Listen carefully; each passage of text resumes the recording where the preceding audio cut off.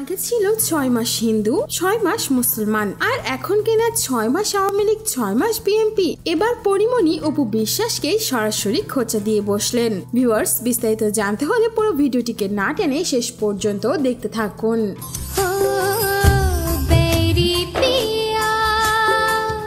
সম্প্রতি অপু বিশ্বাসকে দেখা গিয়েছিল বিএনপির প্রতিষ্ঠা বার্ষিকীর একটি অনুষ্ঠানে, যেটা নিয়ে বেশ হইচই পড়ে গিয়েছিল সোশ্যাল মিডিয়াতে। কারণ অপু বিশ্বাস এর আগে নিজেকে বলতেন আওয়ামী লীগ কর্মী, আর এখন কিনা সরকার পলাতেই নিজে এবার বিএনপির দলে যোগ দিচ্ছেন।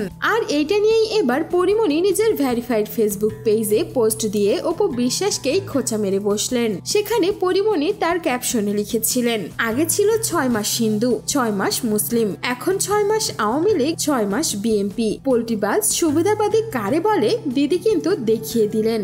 বাপরে বাপ, কি জিনিস এটা! এই পোস্ট দেবার পর আর দর্শকদের বোঝার বাকি নেই যে তিনি কাকে খোঁচা দিয়েছেন। অনেকেই বলছে পরিমণি এবার সাবান ছাড়াই ধুয়ে দিল অপু বিশ্বাসকে। কেউ বা পরিমণির এই পোস্টের বিশেষ তারিফও করেছেন, এমনও লিখেছেন পরীর মতো মেয়েই নাকি দরকার এদের জন্য।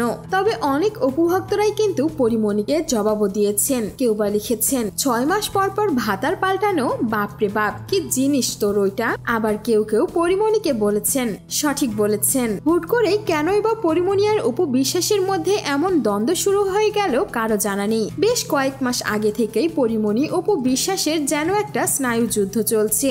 পরিমণি তার বিভিন্ন পোস্টের মাধ্যমে অপু বিশ্বাসকে খোঁচা দিলেও অপু কখনোই পরিমণিকে নিয়ে কথা বলে না। আর আজকেই পরিমণির এমন পোস্টের পর অপু বিশ্বাস কিছু বলবেন কিনা সেটা এখন তিনিই ভালো জানেন।